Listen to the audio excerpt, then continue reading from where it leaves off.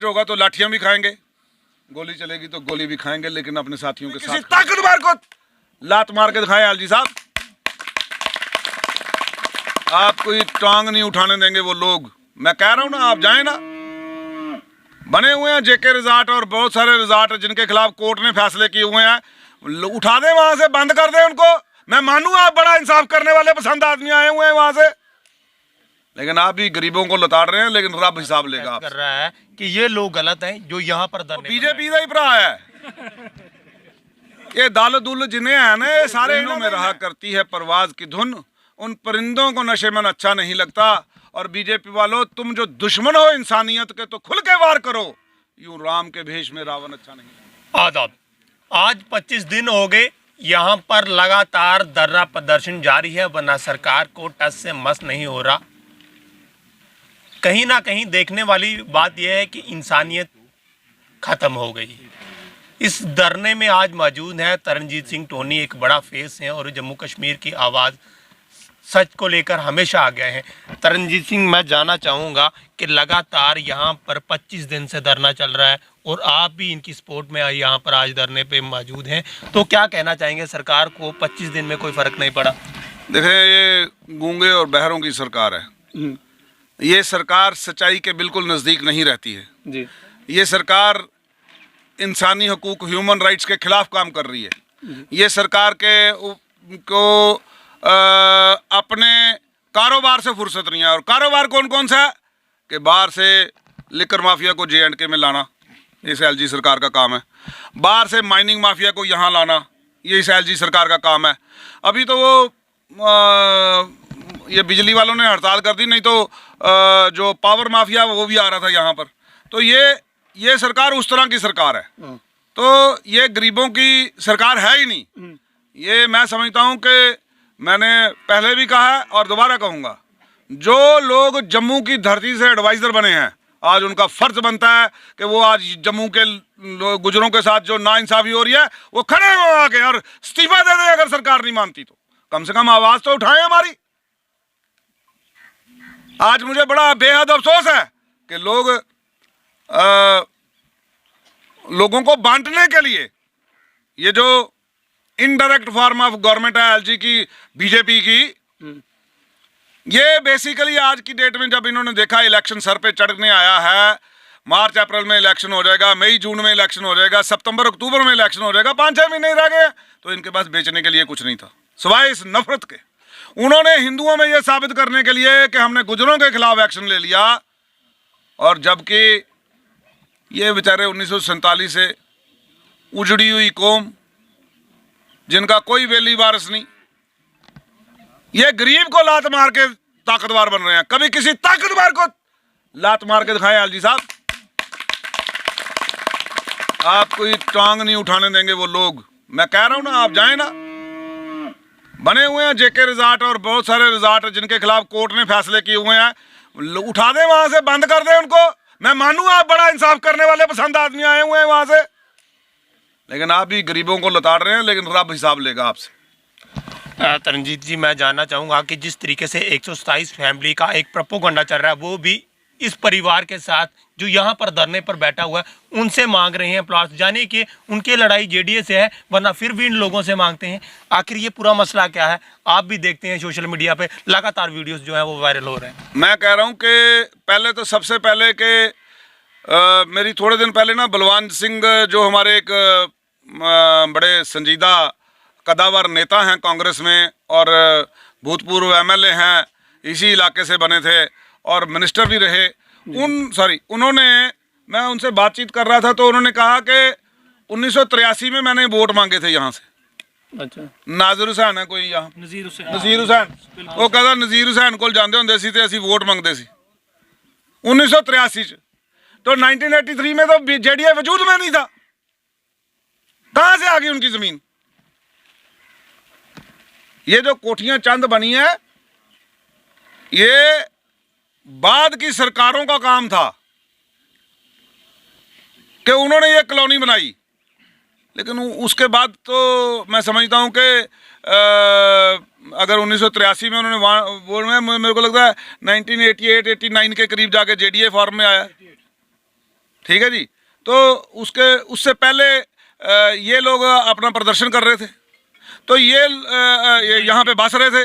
तो मैं समझता हूँ कि आज इन लोगों को ये चाहिए कि कम से कम इन बातों का लिहाज करते। आज जेडीए जाती है, जहाँ जाती है अपना बोर्ड लगा देती है, बोर्ड लगाने के बाद उस आदमी से पूछती है कि आपके डॉक्यूमेंट कहाँ हैं। तो मैं पूछता हूँ कि जेडीए पहले बोर्ड लगाने से पहले अपने डॉक्यूमेंट लाए कि ये हमारी जगह भाई, ये हमारे कब्जे में थी। आप बताएं ना कौन से गवर्नमेंट के ऑर्डर तहत ये वाला रकबा जो है, इस खसरा नंबर की जमीन उनको ट्रांसफर की गई ताकि वो उन्होंने उस वक्त हमने कब्जा कर लिया उसके बाद। बिल्कुल। आप जानते हैं कि बजरंग दल भी चोर कोतवाल को डांटे, ये हमसे सवाल कर रहे हैं, हम इनसे सवाल कर रहे हैं। अब आपको मैं एक बात बताता हूँ। रेफ्यूजी जो पाकिस्तान से आए उस वक्त, अब जो आज का डेट पाकिस्तान में है, जो 65 में आए, 71 में आए, फिर जो है ये 2 वॉर्स के बाद जब परमानेंट 71 के बाद इधर ही आ गए, उन रेफ्यूजियों से आज अगर कोई मांगेगा कि राशन कार्ड लाओ, उस वक्त जान बचा के भागना मुश्किल था। आपने शायद वो वक्त देखा नहीं है, आप बहुत छोटे हैं, लेकिन 1971 में मुझे होश थी। मेरे ननिहाल जो हैं वो छम सेक्टर के रहने वाले हैं। मैं उनसे भी आगे, मेरे जो मेरा फादर की साइड थी वो आगे एक सिंगरी विलेज पड़ता है छम्ब के आगे, वहाँ के रहने वाले हैं हम। जो बच्चे हेल्दी थे ना, जिनको उठा के भागा नहीं जाता था, वो पीरों की दरगाह के ऊपर, गुरुद्वारों में, मंदिरों में लोग छोड़ के चले गए कि इनको कोई और ही पाल लेगा, लेकिन बच जाएंगे हमारे बच्चे। बच्चे उठा के भागना जहां मुश्किल था, वहां पे कागज उठा के लाते। कैसे आते आप? लेकिन ऐसी वो कंडीशंस लगा के इन्होंने आज उनको रखा हुआ है। वो परेशान कहते जी लेने कोई नहीं आ रहा। वो लेने कहां से आए? जिनका राशन कार्ड वहां रह गया, सारे कागजात वहां रह गए, जान बचा के भागे। अलाटमेंट की एक कॉपी आपको चाहिए कि आपकी ज़मीन उसके एवज में कहाँ अलाट हुई, बस उसके बाद आपको कोई कागज़ ही नहीं चाहिए। लेकिन पैसा खाने के लिए इन्होंने वो रख लिया। इसी तरह इन गुजरों को परेशान किया जा रहा है कि कागज़ तुसी लेके आवो।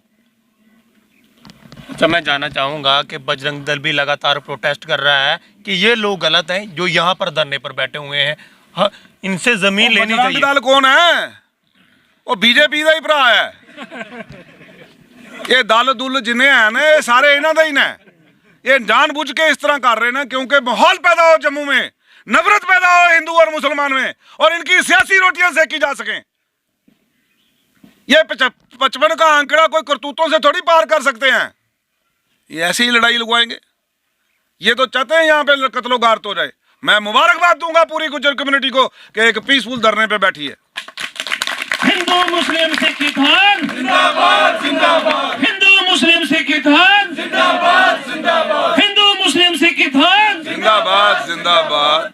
मैं इसलिए ये कहना चाहता हूँ कि ये लोग जो हैं, इनके कहनी और कथने में बहुत फ़र्क है, ज़मीन और आसमान का फ़र्क है। मैं बड़ा खूबसूरत शेर है को आप सुनते जाएंगे। कहते हैं कि जिनके जहनों में रहा करती है परवाज़ की धुन, उन परिंदों को नशे में अच्छा नहीं लगता। और बीजेपी वालों, तुम जो दुश्मन हो इंसानियत के, तो खुल के वार करो। यूं राम के भेष में रावण अच्छा नहीं लगता। क्यों ऐसे मार रहे हो हमको? यहाँ से आप आओ जी, तो आपके पास बंदूकें हैं, टैंकें हैं, लेकिन छाती हमारी भी चौड़ी है। खाएंगे गोली छाती पे, खाएंगे पीठ पे, कोई नहीं खाएगा। मारो गोली।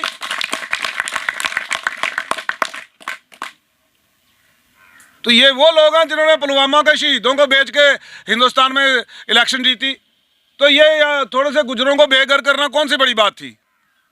तो इसलिए ये वो लोग नहीं हैं जो सच के नज़दीक रहते हैं। ये वो लोग नहीं हैं जो भगवान का खौफ खाते हैं। ये वो लोग नहीं हैं जिन्होंने राम को बेचना शुरू करना इलेक्शन के अंदर। वो किसके सगे होंगे भाई? बताएं किसके सगे होंगे? हमने गुरुद्वारा बनाया, हमने नहीं कभी बोला कि हम गुरुद्वारा बना रहे हैं, सिखो हमको वोट दो। आपने कभी बोला कि हमने फलानी मस्जिद बना दी, भाई मुसलमानों हमको वोट दो? नहीं। लेकिन बीजेपी वाले करेंगे, वही हम राम का मंदिर बना रहे हैं। उसमें कौन राजी नहीं था?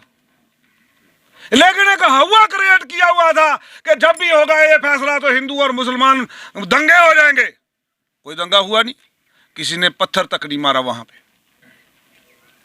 तो इसलिए मैं इसी माध्यम से ये भी कहूँगा, जहां इस रियासत के लोग समझदार हो जाएं कि इनकी सियासी चालों में मत पड़ें, ये हमको लड़ा के, ये भाई से भाई को जुदा करके, ये नाखून और मांस को अलग करके ये वो गंदी राजनीति करती है बीजेपी। इससे बाज आए आप, जो लोग जो ये जो दाल जाल जो लगे हुए हैं, आप भी बाज आओ और जो है सच्चाई को जानो। वो अगर आज मेरा घर इस जद में आया तो कल तुम्हारा भी आएगा। लगेगी आग तो आएंगे कई घर जद में, तो आएंगे कई घर जद में। यहाँ कोई सिर्फ हमारा मकान थोड़ी है। तो इसलिए ये बहुत सारी बातें ऐसी हैं। तो मैं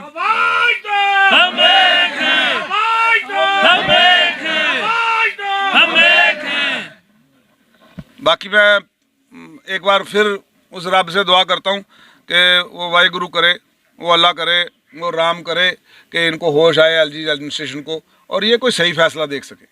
ये कोई सही लोगों को बसाने की बात करें, उजाड़ने की बात ना करें। इसी तरह इन्होंने सतवारी में एयरपोर्ट के पास तुसी ये ना सोचो कि सिर्फ तुहाडे नाल कीता है, वहाँ हिंदुओं को उजाड़ दिया। बोला आपको ऊपर बस्ती दे दिया है, और जिसको बस्ती दी वहाँ वो आते ये हमने बेची नहीं है तो बस्ती कहाँ से दे दी। वहाँ मालिक खड़े हो गए ज़मीनों के। तो ये किसी के सगे नहीं है असल में। ये ना किसी कौम के सगे हैं, ये सिर्फ कुर्सी के सगे हैं, और ये किसी के सगे नहीं है।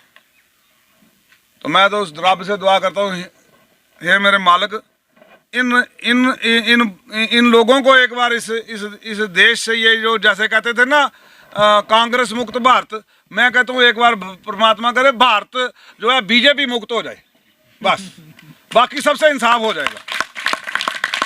कल किसी ने अखबार में दिया था कि 70 साल लगे कांग्रेस को 588 करोड़ के एसेट बनाने में, तो इनको 5000 कुछ करोड़ के एसेट बनाने में सिर्फ 7 साल लगे। इन्होंने बिंदी डुआई छड़ी।